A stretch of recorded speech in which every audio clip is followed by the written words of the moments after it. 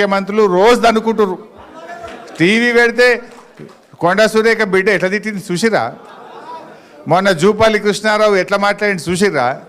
అరే వాళ్ళ పంచుకోవడంలో పంచాయతీలే దిగుతలేవు మొన్న ముఖ్యమంత్రి క్యాబినెట్ మీటింగ్లో మొత్తం వాళ్ళ బట్టలన్నీ ఇప్పి ఒకరు ఒక తిట్టుకోలేదని ఇవాళ కూడా ఒక పేపర్ పెద్దగా రాసింది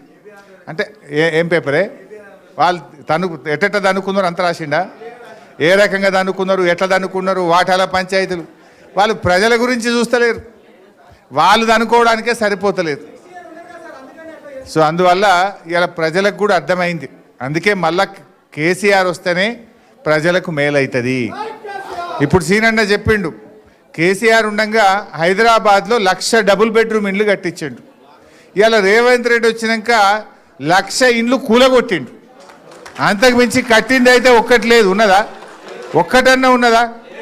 దయచేసి ఆలోచన చేయండి అంటే ఈ హైడ్రా బగాయించాలి హైడ్రా బంద్ కావాలంటే కాంగ్రెస్ను ఓడగొట్టాలి పేదల ఇండ్లు కూలొద్దంటే కాంగ్రెస్ను ఓడగొట్టాలి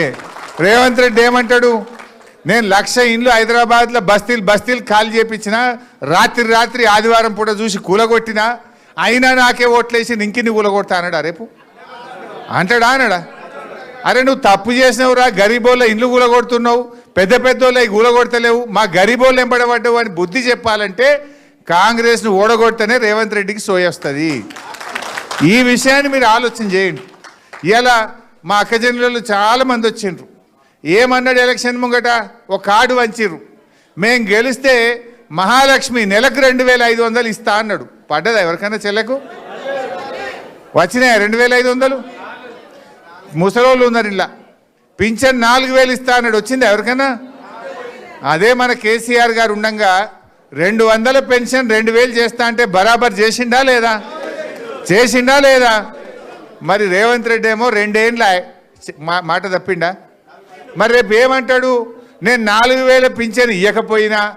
అక్క చెల్లెళ్లకు 2,500 ఎగబెట్టినా నాకే ఓటేసి నీకు ఇచ్చేదే లేదు పో అన్నాడా మరి బిడ్డ నువ్వు ఎగబెట్టినావు కనుకనే నేను ఓడగొట్టినావు ఇస్తావా సస్తావా అని మనం గట్టిగా జూబ్లీహిల్స్ ఓట్లతోని రాష్ట్ర ప్రజలందరికీ వచ్చేటట్టు చేయాలి మనం మీరు గట్టిగా ఇక్కడ రేవంత్ రెడ్డి గుయ్యం అనిపిస్తే అందరికీ మహాలక్ష్మి వస్తుంది